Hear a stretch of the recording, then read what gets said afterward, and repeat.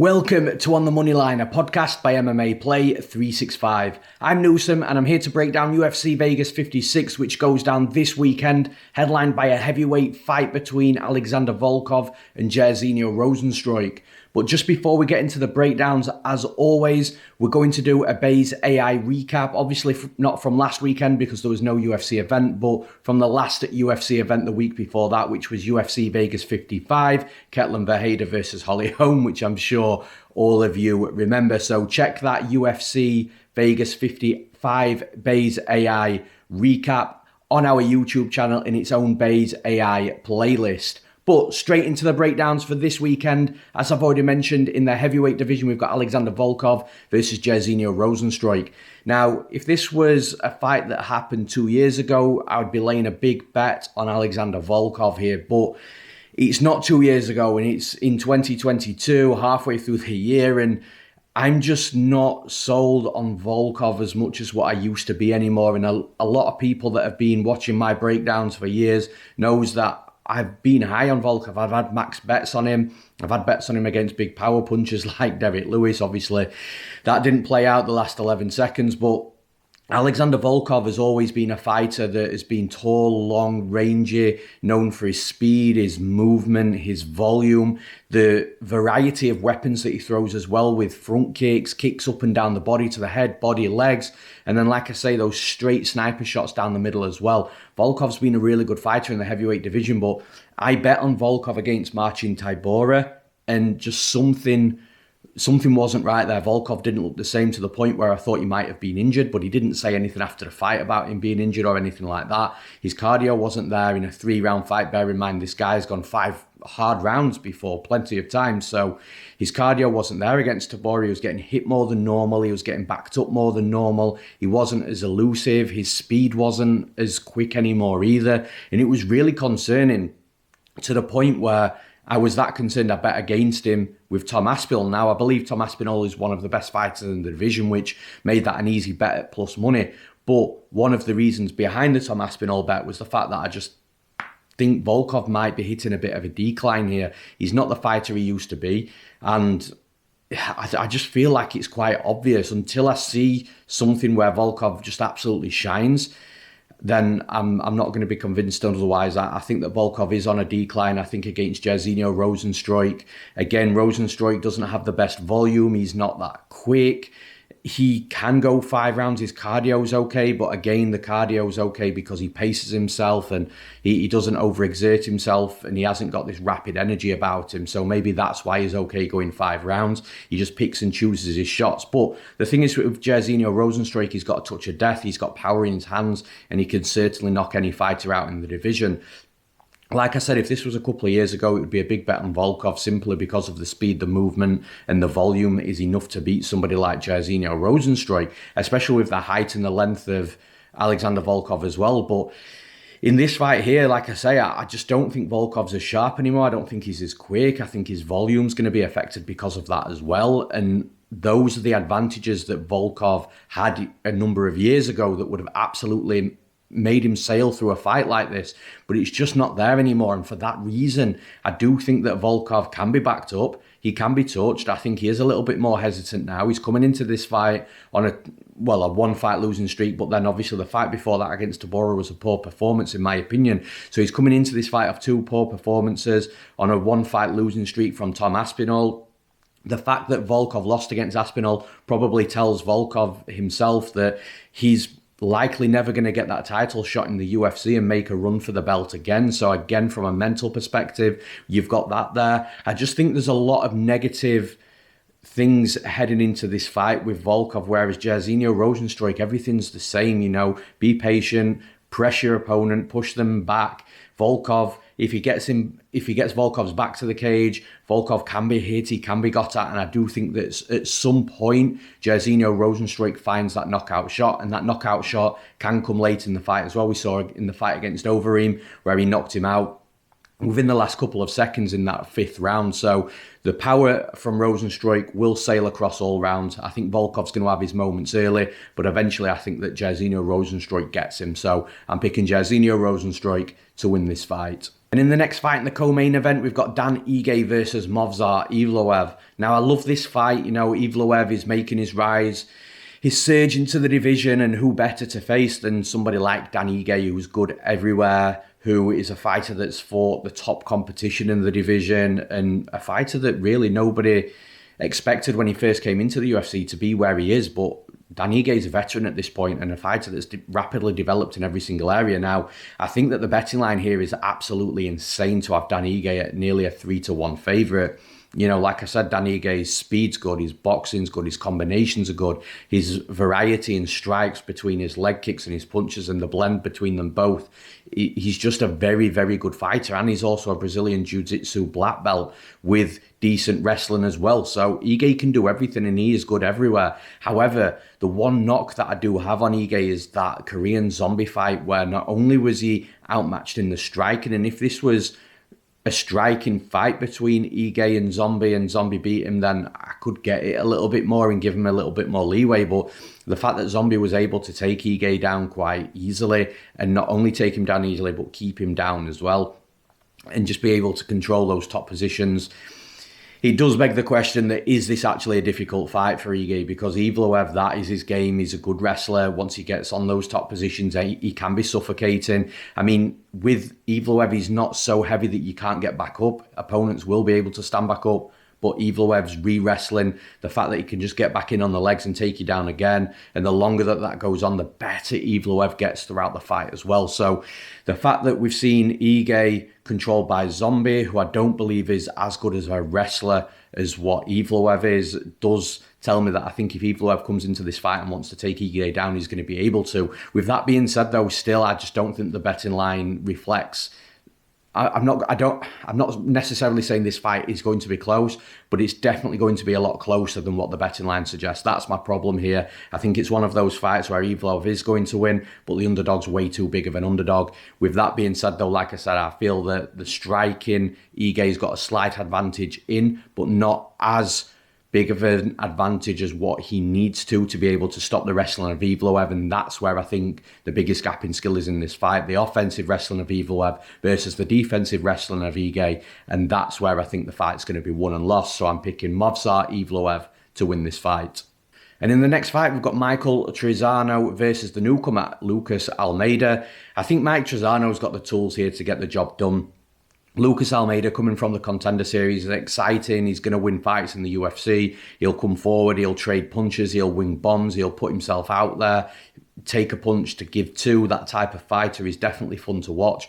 But the thing is, with someone like Michael Trizano at this point, I think he's veteran enough to be able to deal with what Lucas Almeida is going to bring. He might have to weather some sort of storm from Almeida at some point early in the fight, but Almeida can slow down. Trizano's got good cardio, but Trizano is one of these fighters that's generally good everywhere, and I think at this level in the UFC, he's going to be very difficult to beat. If he does start hitting near the top 15, that's when fighters are going to beat Trizano. But outside of that, those type of fighters, I think you guys like Lucas Almeida and around this sort of level, Trizano's going to not have too many issues with. Obviously, there's always the puncher's chance where he can get knocked out and caught. But outside of that, I think Trizano's striking's going to be better than Almeida's. I think his speed's going to be there. His movement's going to be there. I think he could even take him down to the ground as well, use his wrestling. Topside jiu-jitsu is good from Trizano also. He's got a very good all-round game. He can be elusive and strike when he needs to, but he can also make a fight ugly, gritty and grindy as well, which gives him two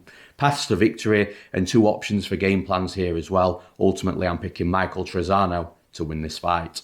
And in the next fight, we've got Poliana Botelho versus Karine Silva. Karine Silva, the newcomer coming from the Contender Series. She's a little bit of a powerhouse.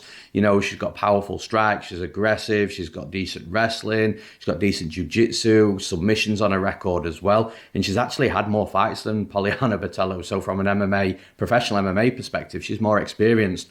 Now, the thing is, I feel that it's one of these fights where Karine Silva, we're going to know whether she's been fighting the good competition regionally or whether she's been fighting competition that she absolutely should be beating. And then she steps into the UFC and sees a different level of opponent, because Poliana Botelho is not a bad fighter. She's got good striking. She can wrestle when she needs to. Her biggest hole is the defensive jiu-jitsu. So whether Karine Silva can perhaps take advantage of that, get her down to the mat and control her. That's one path for Karine Silva, but I think Karine Silva's striking is good enough to match the striking of Botelho's.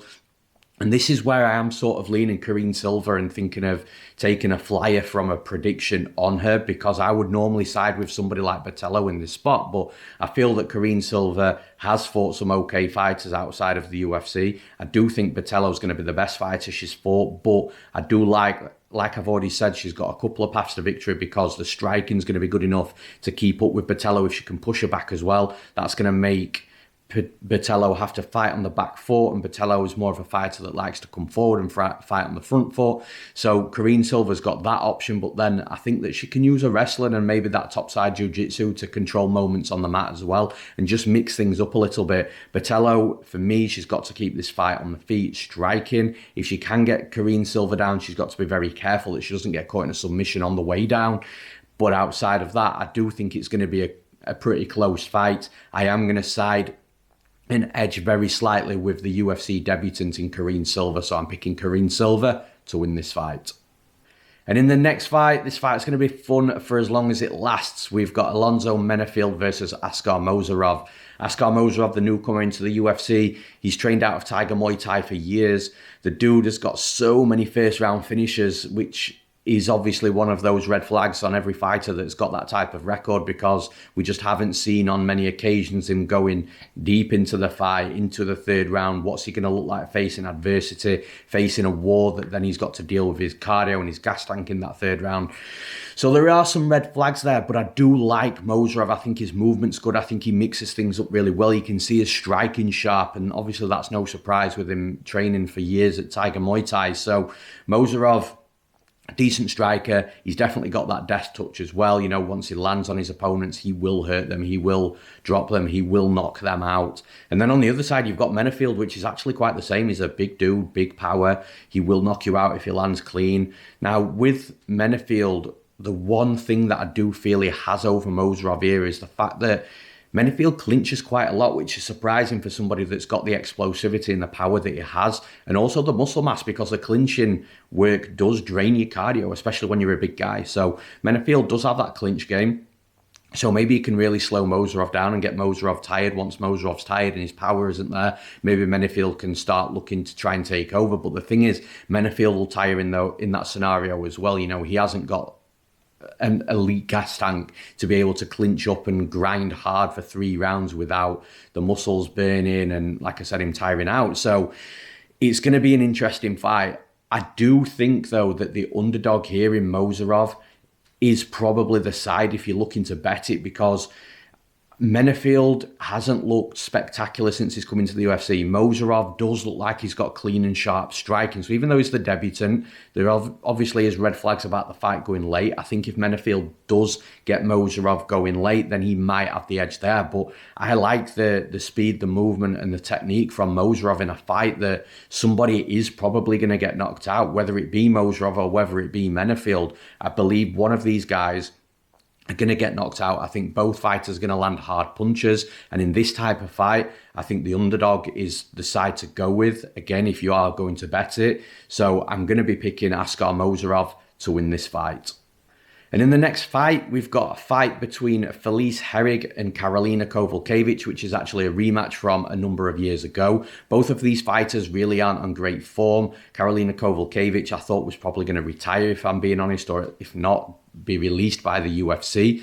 You know, she's not on a great run of form. She's losing a lot of fights. She's not looking like the fighter she used to be. The confidence isn't there either. And you can say the same with Felice Herrig, if I'm being honest. You know, Felice Herrig has had a number of years out at this point. You know, she hasn't fought in a while. She's going to be coming back into the octagon. There could be a bit of cage rust. So the point I'm trying to get at here is there's a lot of negatives on both sides, which will affect physical, which will affect mental. And it's going to be really interesting to see how the fight plays out. Ultimately, I do think it's going to be a low volume affair. I don't think there's going to be too much action here. I do think there's going to be hesitancy from both sides. I think we might even see a fight here where both fighters are so conscious about losing that they don't go out there and perform. So for that reason, I do think it's going to be relatively close. But I am going to side with Felice Herrig, who I do believe has a couple of different game plans that she can adopt here, because I do think that the striking of Kowalkiewicz isn't what it used to be, and that's going to be an issue for Kowalkiewicz because she's not going to have that striking advantage that she had a couple of years ago. I think the striking is going to be very close, but then I think that Kowalkiewicz can get taken down. I think that Herrig's not a bad wrestler. I think she's going to be able to get Kowalkiewicz down should she want to. So I think the striking is going to be close. If it's a 15-minute kickboxing fight, it's going to be a super close decision. But then I think if Herrig does mix in the wrestling and get some top side control, then that's going to stand her in good stead as well. But even still, I think it's going to be a close fight. Regardless, I'm picking Felice Herrig to win this fight. And in the next fight, this should be a fun one. We've got Joe Solecki versus Alex De Silva. Now, I love Joe Solecki. He's one of my favourite fighters, funnily enough. You know, at this level in the UFC, his jiu-jitsu is absolutely legit. When he can get a fighter down to the mat, he can control them. He's very light and heavy at the same time, and that's what makes him a good jiu-jitsu player. So when he's comfortable, when he settles, he'll settle heavy. But if his opponent starts to look to try and escape and find holes to change positions, get in a more advantageous position and try to look to stand up, what Solecki does is then goes light in the grappling. So he'll float on top, he'll follow the position of where his opponent's moving and trying to transition, and all he'll be doing is he'll be blocking those transitions by moving with his opponent, ultimately staying on top and making those positions more advantageous for him. So Solecki's a really, really good grappler. Outside of that, though, in this fight, I do think that Solecki's got problems, because I think that Alex De Silva, I think his kickboxing is light and day better than Solecki's. I think his striking's better, his movement's better. I think he's going to be faster as well. He's very aggressive. And Alex De Silva isn't really bad when it comes to his wrestling and grappling himself. Yes, he can be taken down, and yes, he can be controlled for the most parts, but he can also get back up to his feet and remain safe. And his offensive wrestling is decent as well. I don't think that he should really be going there against Solecki in this fight. However, the one thing we have seen of Solecki is when he does, for as good as a grappler he is, when it's Solecki on his back, he can get a little bit stuck on his back at times, which is surprising because, like I said, he's a very, very good grappler. So maybe that's something Alex De Silva's seen, rather than waiting for Solecki to shoot in and wrestle De Silva, for De Silva to get there first and put Solecki on his back. So for me, I think that unless Solecki gets on top of Alex De Silva in 2 rounds out of the 3, I think it's Alex De Silva's fight. Now, Solecki could get on top of De Silva in round 1 and submit him. That's the danger you've got with Solecki. And if he doesn't submit him and he gets him round in 2 out of the 3 rounds, then it's going to be a 29-28 unless De Silva finishes Solecki, which I don't think he will. So there is definitely paths for Joe Solecki to win this fight, but I think when you're looking at an all-round fighter, I think Alex De Silva is the better all-round fighter. Like I said, by far the better striker, better speed, better movement. The defensive grappling is where it concerns me because Solecki's so good, but then De Silva's got more fights than Solecki as well. You know, he's much more experienced, he's a veteran, so I do have to side with that fighter that is better in more areas. Like I said, the concern's there for Solecki because I think he's more of a one-dimensional fighter. He's much better in that one single area than Alex De Silva is as whole as a fighter. But I do like Alex De Silva, the fact that he's got that big advantage in the striking department as well. I'm picking Alex De Silva to win this fight. And in the next fight, we've got Damon Jackson versus Daniel Argueta. And I'm disappointed that this fight's happened. I'm happy as well at the same time. And I'll tell you what I mean with that. I love Dan Argueta. That tough season he was on, he was one of my favourite fighters there, and I felt like he was a UFC ready fighter, so I'm really glad that he's got the call up. I'm just not glad that it's in this situation with Damon Jackson, because not only do I really like Damon Jackson, cashed him easily as an underdog in his last fight, and Damon Jackson is a very tricky fighter to beat. And like I said, not only do I not like 2 fighters that I really like fighting each other just from a bias perspective, but I also think it's a really bad fight stylistically for Argueta. Now, Daniel Argueta is going to get wins in the UFC for sure. He's going to develop, he's going to become a much better fighter, and he could be a fighter that we're really high on in, 18 months, 24 months time. But right now in this fight, I think that Dan Argueta's boxing is probably better than Damon Jackson's, but Damon Jackson, he does such a good job at fighting at range, managing his distance and then coming in quickly, closing the distance, doesn't stop inside boxing range, just comes all the way in. And the thing is with the Damon Jackson fight, you can break it down technically, little piece by little piece, all you like, but the bottom line is Damon Jackson fights end up on the mat, he gets takedowns, and if he doesn't get takedowns, he'll get the half takedowns, pull guard, and the fights just happen on the mat with Damon Jackson. In every single fight, he will get the fight to the mat. There will be moments in the grappling. And that's why Damon Jackson is just so good. Like I said with Solecki, Damon Jackson's jiu-jitsu and his wrestling is just so good to the point where he can just control fighters on top by being heavy and light, depending which way his fighter's trying to move and escape. He'll go light and he'll block those transitions of his opponents. And this is where it's going to be a problem for Dan Argueta. Dan Argueta's going to get taken down. Damon Jackson's going to have moments controlling on top. And this is dangerous. Damon Jackson's going to leave a control at least 2 out of the 3 rounds in a top position, or he'll find a submission as well, because he's, like I said, his jiu-jitsu is legit also. So Dan Argueta for this fight, it's a really tough fight for him. I do think he's going to get beaten, but Dan Argueta's got a good career ahead of him. He's got a high ceiling, and he's going to do well moving forwards in the years to come in the UFC. But right now, I'm picking Damon Jackson to win this fight. And in the next fight, we've got Osbourne versus Zarrukh Adashev. Now, for me, this fight's going to be won and lost on the feet. Both fighters prefer to strike. Osbourne does have a slight wrestling background, but he very rarely goes to it. I also think if he does shoot in on Adashev, then Adashev will probably get taken down, but I think he'll be able to scramble back up to his feet. His scrambling ability is decent. So I do think it's a fight that's going to, for the most part, take place on the feet. The more significant action in the fight is going to take place on the feet. And I do favour Osbourne here. I do think he is a better technical striker. I think he's got height. I think he's got length and range here. But the problem that I've got with Osbourne is he fights way too close to his opponents. Even if Osbourne is light years ahead of his opponent from a UFC caliber perspective, he'll make the fight close. You know, his volume won't quite be there, and his opponent will have moments, and Osbourne will back up and he'll take moments out the fight, and he just fights really close, and I don't like that. When he fights against a better level opponent than himself, he steps up, and that's what's meant by a fighter that fights quite close. So with Zarrukh Adashev, I think it's a danger fighting close to him, because you're going to be giving him options to win the fight, and Zarrukh Adashev's going to be the shorter fighter. He's going to be moving in and out of range, getting into boxing range, being a little bit of a nightmare from that respect. So he's going to be able to make this fight close, and that's what worries me for Osbourne. However, looking at Osbourne as a fighter, like I've already said, the height, the reach, he's got big speed advantages himself, good movement advantages. He does have a wrestling background, so he does have multiple ways to try and mix things up in this fight, and that's why I think that Osbourne is going to win the fight. But the fact that he fights so close, he's going to give Adashev so many opportunities for potential round stealing moments and just making the fight very close. But outside of that, from a pick perspective, I am picking Osbourne to win this fight. And in the next fight, we've got Benoit Saint-Denis versus Niklas Stolze. And this is an interesting fight, because go back and watch Benoit Saint-Denis' last fight, his debut in the UFC against Zhalgas dos Santos. Obviously, that referee should have stopped the fight on numerous occasions. It was that bad that after the fight, Marc Goddard removed that referee from refereeing any more fights that night.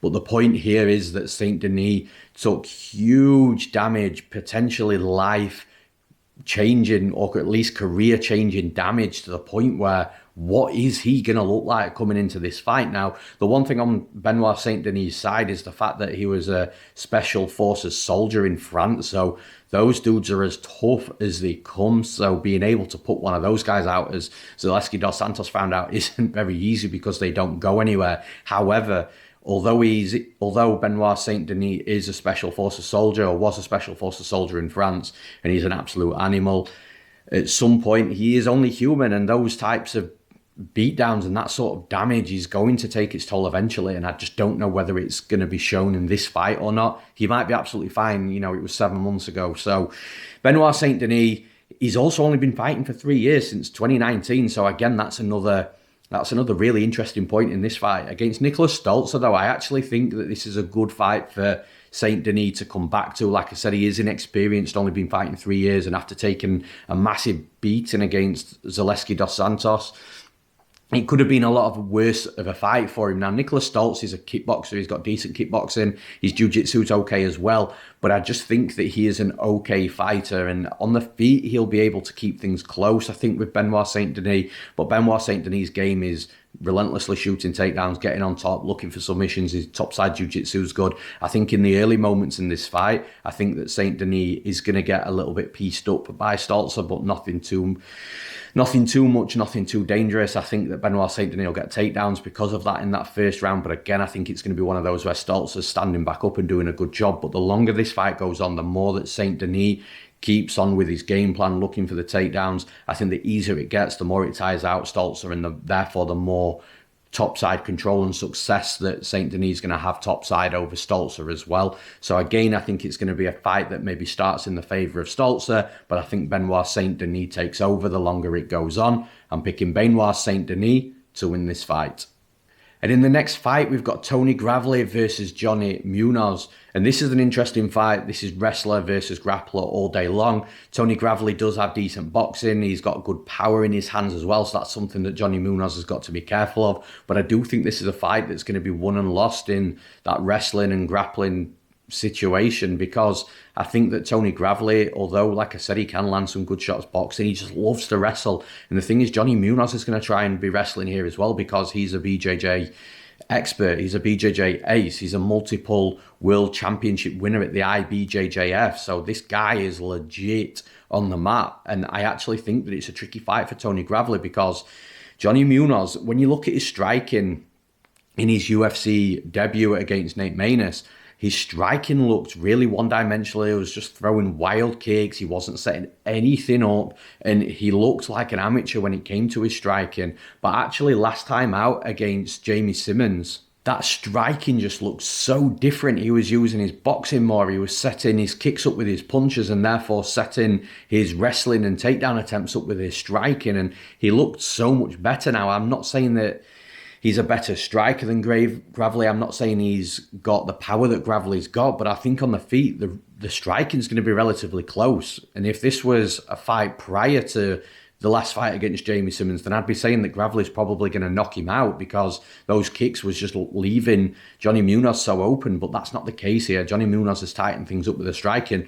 So I think that Munoz is going to be trying to wrestle Gravely. I think Gravely is going to be trying to wrestle Munoz. And when the fight hits the mat, the better grappler is simply Johnny Munoz. We saw in that Nate Maness fight, even in the third round, when the fight hit the mat, when Maness took Munoz down instantly, it's like he switched into sixth gear straight away. He was looking for the submission attempts, looking to wrap a leg up. And it's those type of grapplers, like I said with Nascimento a couple of weeks ago against Jake Hadley, it's those type of grapplers that can reverse and sweep positions from those submission attempts. So I think that Gravely is going to have success in parts in this fight, especially early on when he's fresh with the wrestling. But at some point, when you're grappling too much with a BJJ ace like Johnny Munoz, you're going to get unstuck. You're going to be putting yourself in difficult positions. And Gravely's also been submitted so many times in his career as well. So that's a recurring pattern here. I think Gravely is going to have success early on with power punches, then blending into the wrestling. He'll have success with that wrestling. But I do think that Johnny Munoz, once that fight hits the mat, it's going to be in his world. So the way that Gravely fights is just going to play into exactly where Johnny Munoz wants to fight, which is a place where normally most fighters will avoid at all costs against Munoz. So for those reasons, I'm picking Johnny Munoz to win this fight. And in the next fight, we've got Jeff Molina versus Zhalgas Zhumagulov. Now, Zhalgas Zhumagulov, for me, is a fighter that is good everywhere. He's a very tricky fight to deal with because of that, because you're not really going to completely outclass him unless you're a world-class striker on the feet.